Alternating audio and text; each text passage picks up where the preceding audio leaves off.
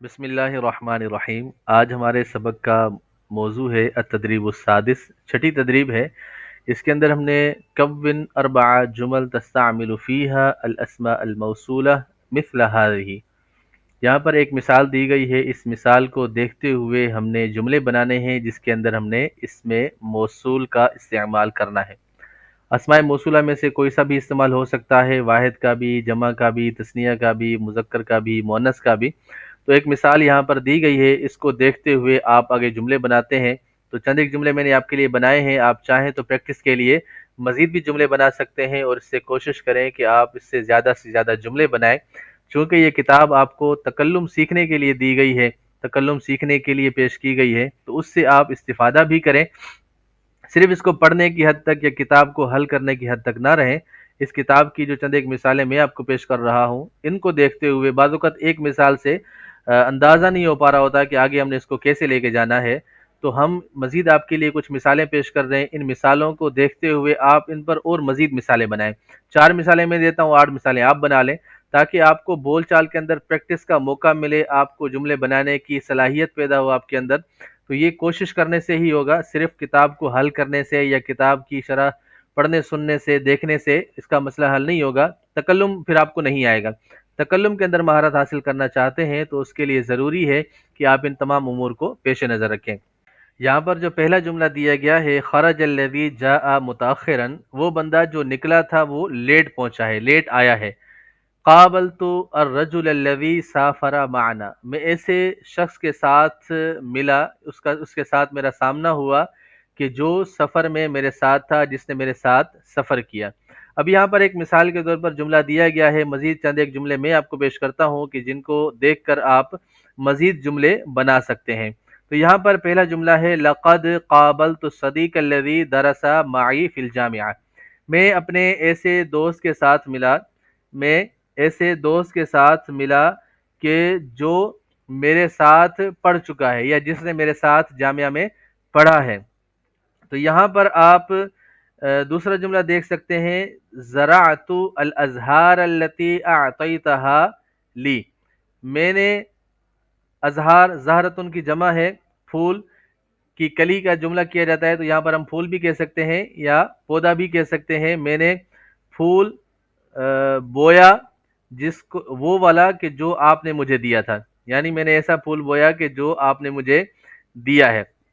ذهبنا للسفر مع الاصدقاء الذين نعرفهم، ہم سفر کے لیے گئے ایسے دوستوں کے ساتھ کہ جن کو ہم جانتے ہیں، یعنی جن دوستوں کو ہم جانتے ہیں ان کے ساتھ ہم نے سفر کیا۔ چوتھا جملہ ہے، الطائرۃ التي سافرت بها كانت مریحۃ جدا، اب سافرت بھی کر سکتے ہیں، سافرتو بھی کر سکتے ہیں، تو متکلم کا لگائیں یا واحد مذکر حاضر کا یا مؤنث کا، جو آپ کو مناسب لگے اس طریقے سے آپ بنا سکتے ہیں۔ میں متکلم کے صیغے کے ساتھ اس کا ترجمہ کرتا ہوں، یعنی الطائرۃ التي سافرت بها، وہ جہاز کے جس کے ذریعے سے میں نے سفر کیا، وہ جہاز جس پر میں نے سفر کیا، کانت مریحتن جدا، وہ بہت اچھا تھا، آرام دہ تھا، زبردست مزیدار تھا۔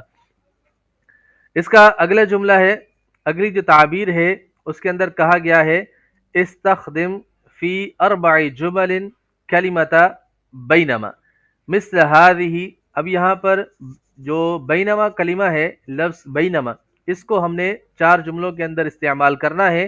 اس طرح مثال دی گئی ہے، سقط الولد بینما كنت خارج الغرفہ، احمد یرتب کتبہ علی المکتب بینما سلمی تنفض الغبار عن الاساس۔ اب یہاں پر بینما کا معنی دوران کے بھی آ سکتا ہے، اچانک کا بھی ہو سکتا ہے، یعنی یہ معنی ایک ہی ہے اگر دیکھا جائے تو۔ جیسے مثال کے طور پر کوئی آپ کام کر رہے ہوتے ہیں، اسی دوران کوئی بندہ آ جاتا ہے، تو آپ کو اس کی خبر نہیں ہوتی، تو یہ اچانک بھی ہوگا، اور اس کو ہم یوں کہیں کہ اس دوران کوئی بندہ آ گیا۔ جیسے مثال کے طور پر میں باہر جا رہا تھا تو راستے میں بارش ہو گئی، کنت اذهب الى المسجد بینما ينزل المطر یا بینما یمطر، یعنی میں مسجد کی طرف جا رہا تھا تو اس دوران بارش ہو گئی یا اچانک بارش ہو گئی، تو دونوں طریقے سے ترجمہ کیا جا سکتا ہے۔ درست لامتحانی بینما کان اخی یلعب فی الحدیقہ، میں نے امتحان کے لیے پڑھا بینما کانا اخی یلعبو فی الحدیقہ. تو اب یہاں پر استمرار والا معنی کریں گے، چونکہ یہاں پر بینما کا جو ترجمہ ہے تو وہ اسی طریقے سے کیا جائے گا، جیسے سقط الولد بینما کنت خارج الغرفتی، میں جب کمرے سے باہر تھا تو بچہ گر گیا.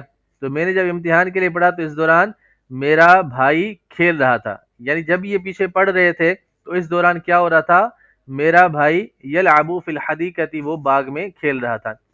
تناولت الغداء بینما کنت اشاہد الاخبار فی التلویزیون، میں کھانا کھا رہا تھا دوپہر کا. الغدا کہتے ہیں دوپہر کے کھانے کو، اس کے لیے تناولت الغدا بھی کہہ سکتے ہیں، اور ماضی کے ساتھ ہم یوں بھی کہہ سکتے ہیں تغدیت، یعنی میں نے دوپہر کا کھانا کھایا. اور اگر مضارع کا صیغہ بنانا چاہتے ہیں تو بولیں گے اتغدا، ٹھیک ہے.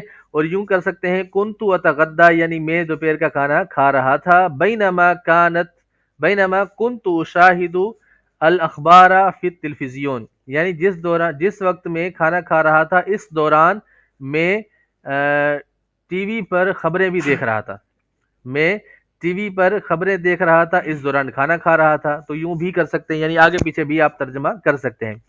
قمت بتنظیف الغرفۃ بینما کانت الغسالۃ تعمل، میں کمرے کی صفائی کر رہا تھا، میں اس دوران کمرے کی صفائی کر رہا تھا اس دوران واشنگ مشین جو ہے وہ چل رہی تھی. یوں بھی کر سکتے ہیں واشنگ مشین چل رہی تھی اس دوران میں کمرے کی صفائی کر رہا تھا. الناس يتحدثون في الصالة بينما تلعب الاطفال في الحديقة، ٹھیک ہے. لوگ باتیں کر رہے تھے ہال کے اندر، یعنی جو گیلری ہوتی ہے، ہال ہوتا ہے ایک بہت بڑا سا جس کو صالتن کہتے ہیں. جیسے فیضان مدینہ کے اندر میلاد ہال ہے، جنت ہال ہے، رمضان ہال ہے، تو اس طریقے سے ہم یہ حال والا معنی لے رہے ہیں. حال جو ہوتا ہے جس کے اندر وہ لوگ گفتگو کر رہے تھے، اس دوران کیا تھا، بچے باغ میں کھیل رہے تھے. تو یوں بھی کر سکتے ہیں بچے باغ میں کھیل رہے تھے اس دوران لوگ حال کے اندر گفتگو کر رہے تھے. چوتھی تدریب ہے کون اربع جمل تستعمل فيها الاسم الموصول ما مثل هذه. پہلے بھی اس میں موصول کا ذکر ہوا ہے، جہاں پر ہم نے سیکھا تھا کہ آپ اس میں موصول کو استعمال کریں، تو وہاں پر لفظ کی قید نہیں تھی، اس میں اسم کوئی بھی اس میں موصول لگا کر ہم نے جملہ بنانا تھا. لیکن یہاں پر جو جملہ بنانے کا کہا گیا ہے کہ اس کے اندر ما اس میں موصولہ کو خاص کیا گیا ہے. تو یہاں پر ہم نے جملے بنانے ہیں جس کے اندر کہا گیا ہے 4 جملے بنائیں جس کے اندر آپ اس میں موصول ما کا استعمال کریں گے. جیسے افعل ما اريد، میں وہ کرتا ہوں جو چاہتا ہوں، یا جو مجھے پسند ہے میں وہ کروں گا، یا وہ کرتا ہوں. حال اور استقبال دونوں طریقے سے ترجمہ کیا جا سکتا ہے. قررت ان اکمل ما بدأته امس، میں نے اس کا پختہ ارادہ کیا کہ میں اس کو مکمل کروں گا جس کو میں نے کل شروع کیا تھا. سأفعل ما يجعلك سعيدا، میں وہ کروں گا کہ جو آپ کو خوش کرے. یجب علیک ان تفعل ما یناسبک افضل، بعض اوقات ہوتا ہے نا کہ کسی ذی وقار شخصیت سے کوئی ایسا کام ہو رہا ہوتا ہے تو اس کو کہا جاتا ہے یار اپنی شان کے مطابق کام کریں، آپ کو یہ نہیں جچتا، آپ کے لیے یہ مناسب نہیں ہے. تو یہاں پر آپ کسی کو یہ بھی کہہ سکتے ہیں، جیسے آپ اپنے مزاج کے مطابق کسی کے ساتھ گفتگو کرنا چاہتے ہیں اور سامنے والا بندہ آپ سمجھتے ہیں یار اس بندے کو ایسی بات نہیں کرنی چاہیے، تو آپ اس کو یہ کہہ سکتے ہیں یجب علیک ان تفعل ما یناسبک افضل، یعنی آپ کو وہ کرنا چاہیے، آپ کے اوپر وہ کرنا لازم ہے، ضروری ہے کہ جو آپ کی شایان شان ہے، جو آپ کے لیے مناسب ہے، جو آپ کے لیے بہتر ہے.